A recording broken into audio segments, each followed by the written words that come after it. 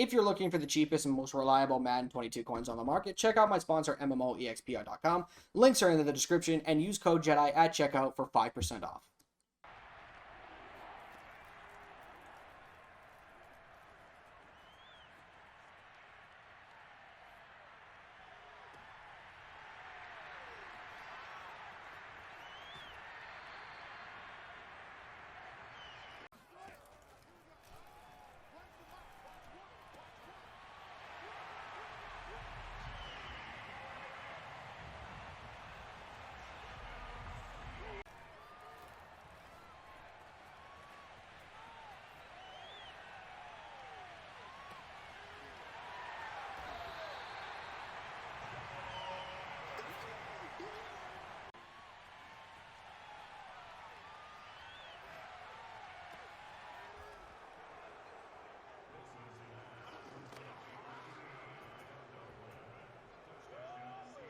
Alrighty, hey there guys, Adrian DaCosta here, aka JediBro95, coming at you guys with another video, and in this video, guys, is going to be an update to the Seattle Seahawks theme team. Kind of think of this as like the final update for the Zero Chill promo. From my knowledge, we are supposed to be getting a promo this week. We're going to be hearing about it on Thursday. To my knowledge, my guess is it's going to be something team affinity related, maybe standouts for the first time. Maybe we might even get new team builders. I think it should be like 94 team standouts. Personally, I do think it should be like high team standouts this year. Like 94, 95 even team standouts. Considering where we're at in the year right now, I do think that that's what they should be. But that's neither here nor there, guys. So let's jump into the video. So we did make some new upgrades. First off, we'll showcase to you the final upgrade for Tony Pacelli. As you can see, I have finally hit level 45, which means I did finish him off. Now, he does play my left guard position. He actually is pretty solid of an offensive lineman, honestly.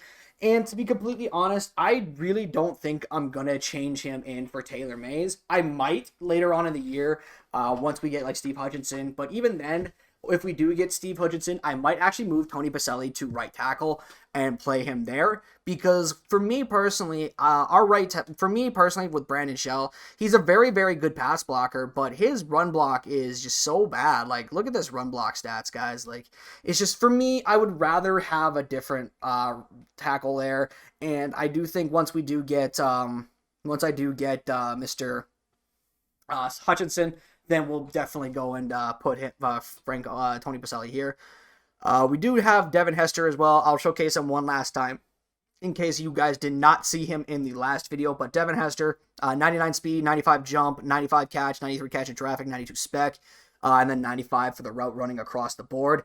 Honestly, I feel like he's going to be in the lineup in some way, shape, or form for the rest of the year. I don't really see any reason to get rid of Devin Hester. He plays very, very well, even for a 5'11" wide receiver. And can I just say, this stigma about having to have 6-foot+ guys, in my opinion, is completely exacerbated. I feel like 5'10", 5'11" guys are just as good as 6'1", 6'2" guys, maybe even some 6'3" guys. Honestly, I do think that these guys are just as good. Now, am I saying that obviously I would prefer these guys over someone like DK Metcalf? Obviously not. Once I do get the ability to do so, if DK Metcalf does get another upgrade later on, which probably will around Easter time, maybe even March. But once DK Metcalf does get another upgrade, he might creep back into the lineup in some way, shape, or form. Don't get me wrong. But for me personally, I'm okay with using a 5'11" wide receiver in Devin Hester, as well as even a 5'10" receiver in Doug Baldwin. And also, they're both route runners too, which makes them much better for me personally, in my opinion. Now, we also do have Brandon Marshall. Finally did get the power-up pass for him, so now he is finished up. Here's Brandon Marshall's stats. You know, just a fantastic card all the way around. Still a top 10 receiver in the game, in my personal opinion, because of his size and speed. Being that 6'5" and 97 speed, 97 jumping does really help out quite a bit. You know, and after the catch too, he got 90 stiff arm, 95 juke, 87 spin. You know, he's got some good carrying and stuff with that nature. But, you know, Brandon Marshall is just a fantastic big card, big guy all the way around. So I'm actually happy that I do have Brandon on the lineup. Speaking of new cards, we did get Adrian Peterson fully powered up and everything now. 97 speed, 96 excel, 98 agility, 96 change of direction, 91 trucking, 95 break tackle. Still kind of a little bit sad that he is not a power back. Was really hoping EA was going to make him a power back, but was not to be. But he still has some good stats for a running back as well. Has a solid short route, somewhat solid catching with a 72. However, I don't really use my running backs in the pass game unless I'm just taking a check down. I don't really target my running backs specifically unless I just really have to.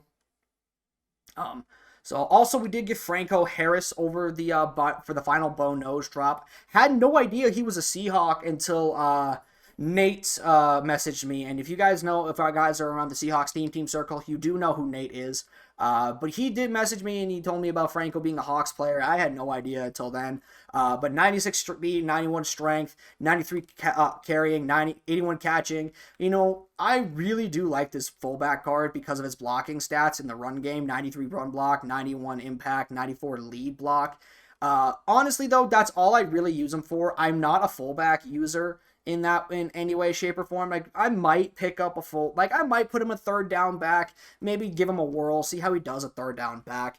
But for me personally, I just like to run one running back the entire time. You know, that's why I only have Adrian Peterson. And Franco Harris, he's just a fullback for me personally.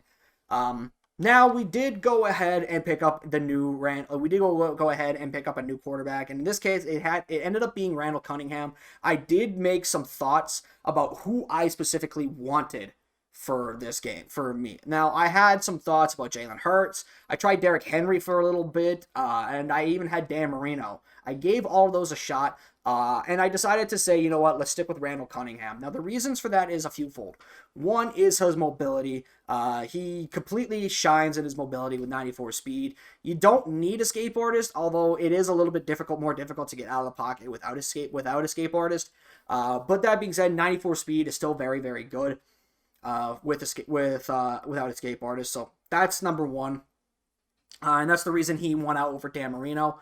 Number two is his accuracy. He's much more accurate compared to Derrick Henry. I know the accuracy may not matter that much, but there are going to be times where you're going to be inaccurate and you're going to throw up a bad throw, and EA is going to make you throw a bad throw because you have the low accuracy, which I think should be happening more. I think if you have a very inaccurate quarterback, like in the mid 80s, you should not be as accurate or as consistent as other quarterbacks. However, that's neither here nor there for this conversation.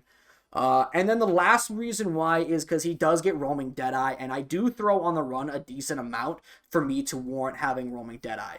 And that's why he ended up winning out over Derrick Henry and Jalen Hurts. Jalen Hurts is really great, and I did consider picking him up for pass lead elite and escape artist, but ultimately I decided to go with Randall because of the roaming Deadeye, and he does get Gunslinger as well, which for the Gunslinger purpose, it doesn't affect my AP situation that much.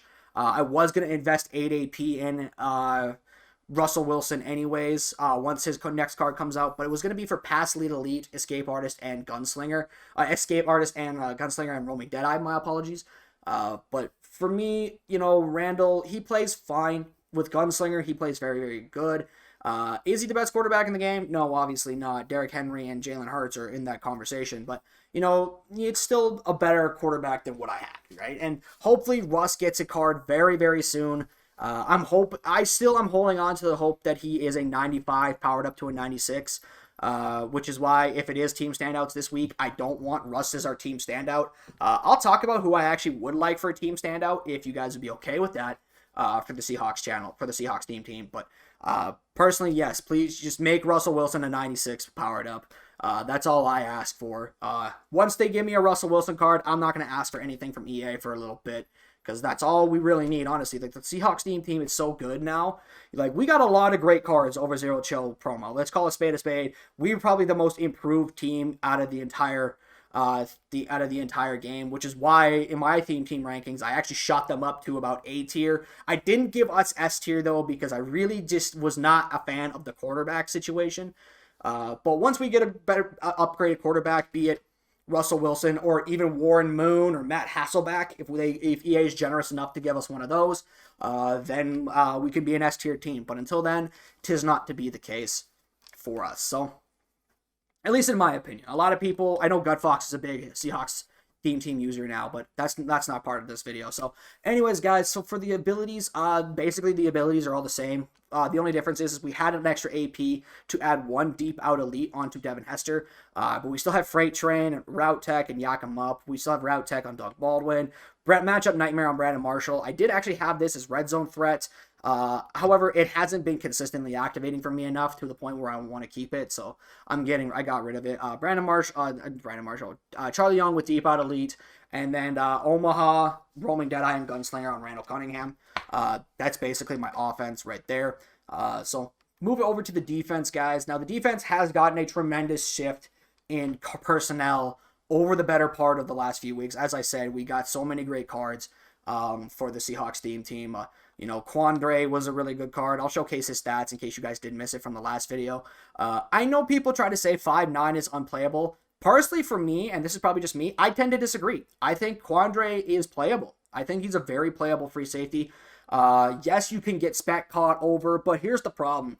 Yeah, you can get spec caught over, but you can also get spec caught over on a 6'4" DB. So what's really the difference?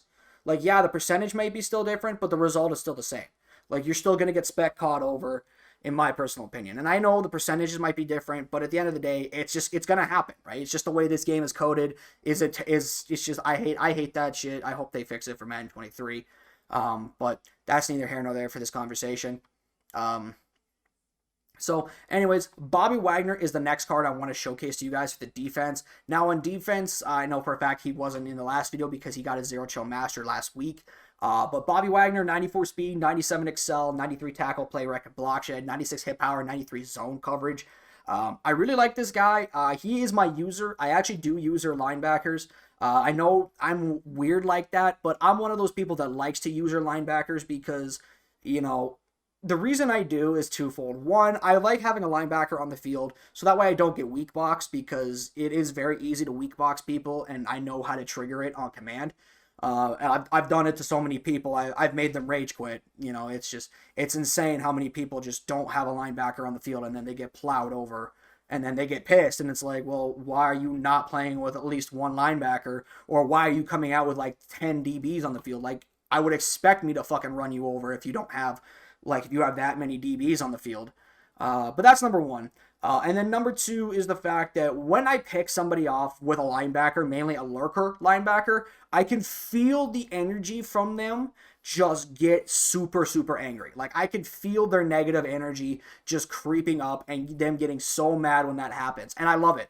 I love pissing people off by picking them off with a lurker linebacker because they don't see it coming, and then they keep testing him and keep testing him and keep testing him, and I keep picking them and picking them and picking them, and then they just rage quit. And it's just super funny to me that people try that. And, I don't understand why people don't have lurker on their linebackers if they're going to have a linebacker on the field in coverage. Like, just do that. Like, it just doesn't make sense to me. So, anyhow, I'm not going to continue on with that. So, anyways, so we do have now also Richard Sherman. I'll showcase his stats one last time. Richard Sherman, I personally believe this card is the best corner in the game. It's very close with Patrick Peterson, but I think having that extra couple of inches in size, I really do think gives Sherman the edge a little bit. I'm not saying that Patrick Peterson is bad because he's 6'1". No, like, if you want Patrick Peterson on your team, go get Patrick Peterson. There's nothing wrong with that. But I personally think Richard Sherman is better because of the fact that he is 6'3". Also, he does have some pretty good pursuit. He has 96 pursuit on this card, which is very, very solid for a cornerback. He can help very well in the run game and chase people down.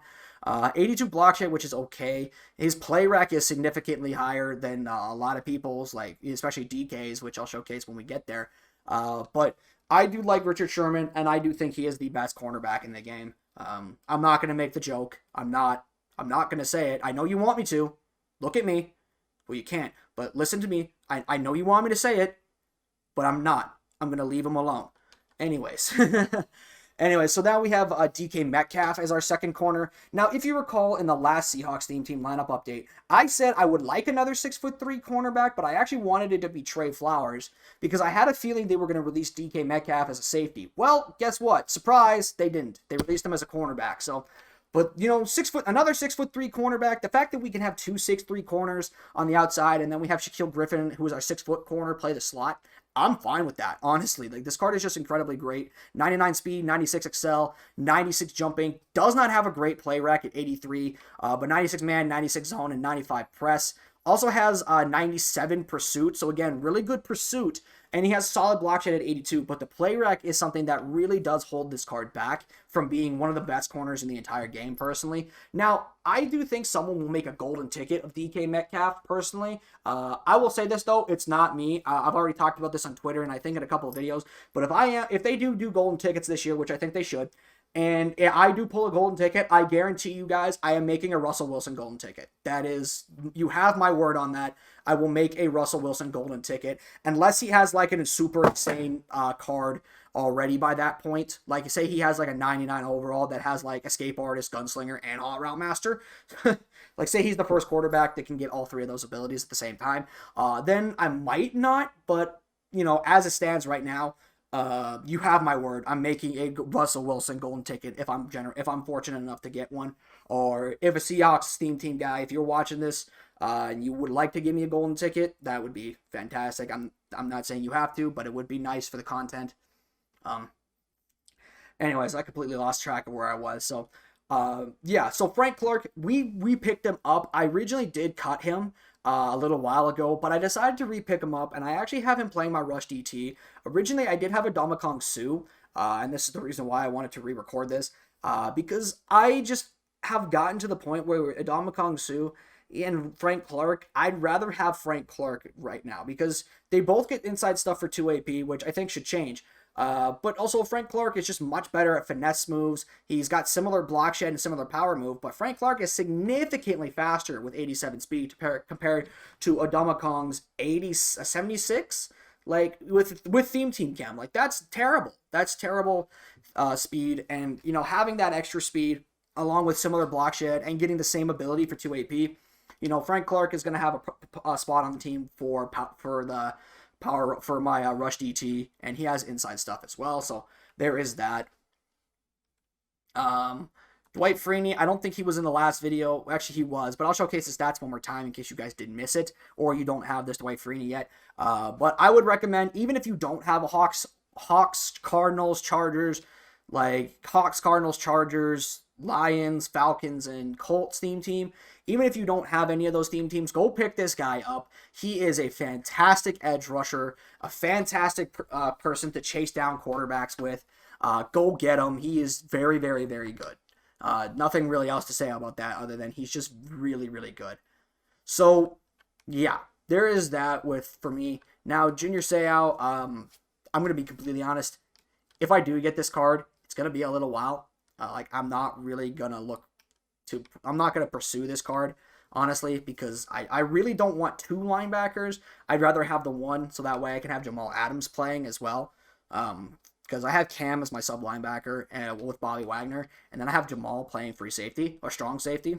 So that's one of the reasons I don't want to pursue Junior Seau that much. But anyways, guys, moving on to the abilities, guys. So for the abilities, we actually have changed it up a little bit. We got rid of double or nothing. We got rid of my 2 double or nothings, and instead now we're rocking 2 under pressures. These abilities have been working. I have seen them activate and light up, and people are getting a lot of under pressure and accurates against me. Have I gotten a pick out of it? No, but it has definitely helped me get a little bit more stops. Because with the inaccurate throw, when people escape out of the pocket mainly, and they're being chased down by Frank Clark or by Jack Youngblood or Dwight Freeney, they try to get out of the pocket and they try to throw on the run or standing still, and they have a bad throw and it's inaccurate and they get a turnover. So, you know, under pressure has been very good for me. Definitely would recommend it on your edge rushers mainly. I wouldn't recommend it on your rush DTs because that's why I do have the inside stuffs. But for moving on, for the rest of the team, we have 5 pick artists, Shaquille Griffin, Richard Sherman, Cam Chancellor, DK Metcalf, and Quandre Diggs. Pick artist has only ever failed me one time, and that was actually today against somebody who threw it directly at Cam, and he didn't pick it. So I just chalked that up to EA just trying to cheat me because he ended up getting a field goal right afterwards. Luckily, I beat him, but That's the only time pick artist has ever failed me personally in terms of catching a pick. So I cannot recommend pick artist enough. I think it should be 0 AP, but that's another conversation as well. But anyways, continuing on, we have Zone Hawk on Quandre, as well as Shutdown on Richard Sherman. For Bobby Wagner, we have Secure Tackler, Lurker, and Reinforcement. I had a spare AP, so I threw on Secure Tackler. It's been fine, honestly. Like, it's been good to stop people and, make sure they don't get extra yards sometimes. Because that's one thing the Secure Tackler does is it kind of acts like a little bit like Stonewall. It doesn't make it to where players fall forward more consistently, because on my cornerbacks, like, they have a hard time tackling the bigger players for obvious reasons, and I actually like that about next gen. It can be a little bit of a problem, yes, but I like the fact that the bigger guys can win against the smaller players. But with Secure Tackler, that doesn't happen. Majority of the time, when the Secure Tackler gets his hand on somebody, he's going down and he's not fighting for extra yards. So I like it. When it comes to that, DK Metcalf has pick artist. Also, we have Out My Way on Cam Chancellor for free. And then we just have our two inside stuffs on Al Woods and Frank Clark. Both are just really, really good. Have my two inside stuffs. Can't recommend them enough. Honestly, inside stuff is very, very good. And also having the two can help prevent double teams more often than not. So, would definitely recommend inside stuffs. As you see, for our chemistries and whatnot, the only thing we really have now is our Seattle Seahawks 50 out of 50, because we did take out Ndamukong Suh. One last thing before we go into the special teams. EA, please address Jordan Brooks' power-up. I don't know what is going on with his power-up, but for some reason, EA has confused Jordan Brooks with Brandon Brooks. And they've made it to where his power-up gets Eagles and Texans chem. And last I checked, this is his second year in the league, and he was drafted by us. So please fix it, EA, because I don't necessarily understand what it is you're doing with Jordan Brooks. So please fix it whenever you guys get back in the office. Hopefully it's soon, so that way I can add Jordan Brooks' power-up back to the lineup. Because right now, in order for me to get the actual Seahawks chem, I have to just have his base card. I don't understand it, but I'm not gonna trip about it too much. Special teams, we have Tony Pacelli as our long snapper, Bobby Wagner punter, and a Nick Folk kicker. Probably will go back to Young Wei, to be completely honest, but Nick Folk is really good as well. Josh Gordon as our kick returner. I kept him over Joey because route for Josh Gordon. He is bigger than Joey. He's like 6'3" compared to 5'10". Also, he is a route runner, and I love my route runner archetypes. Like, if I had to pick my favorite receiver archetypes, it's route runner, physical, deep threat, slot. Actually, slot then deep threat, because deep threats don't really get too many good abilities. Slots can actually get slot apprentice for 1 AP. Physical wide receivers, obviously, the matchup nightmare for 1 AP is really, really great. And then the route tech on the route runners is just awesome as well. So that's why I still have Josh Norman, and he's my kick returner, so who cares? Adrian Peterson as a third and power back, respectively. Doug Baldwin as our slot receiver. Cam Chancellor and Bobby Wagner as the two sub linebackers. Dwight Freeney and Jack Youngblood on the edge. Al Woods and Frank Clark in the middle. And then we got slot corner for Shaquille Griffin. Team strategy, we still have the same team strategy items, but we've changed up the defense. We went to the Seahawks defense. I'm not going to lie. The Seahawks defense is actually not the worst thing in the world. I used to think it was terrible. Don't get me wrong. But after playing with it for a little bit, because I've actually used this playbook for about a good week and a half now, I can honestly say that this playbook has actually sneakily been pretty solid for me. Is it a great playbook? No, it's not. But I do think it's still worth using if you really want to use a cheap, underrated playbook. And then for the visuals, it's the same. So anyways, guys, that is going to do it for the video. A bit of a longer video for the Seahawks team, but that's usually the nature of these videos. It's been a long video, but before we do go, guys, let me showcase to you guys this week's content creator of the week. And this week's content creator of the week is going to be my guy, the best ever 99. He recently just started streaming again for the first time a couple of days ago. And he has said that he wants to be able to start streaming and recording more. So if you guys could go give him a sub, go give him a like on his most recent stream. Even go check out his most recent video that he made about a month ago, as well as check out his Twitter. He also does have a TikTok as well, which is part of his link tree. I don't want to click on it because it says work in progress. So So it is what it is with that. But that being said, guys, that is going to do it for the video today. I hope you guys did enjoy. I will showcase this one more time. Links to all of his channel stuff is going to be in the description. So with that being said, guys, have a good night. I'll see you guys in tomorrow's video. I'm out. Peace.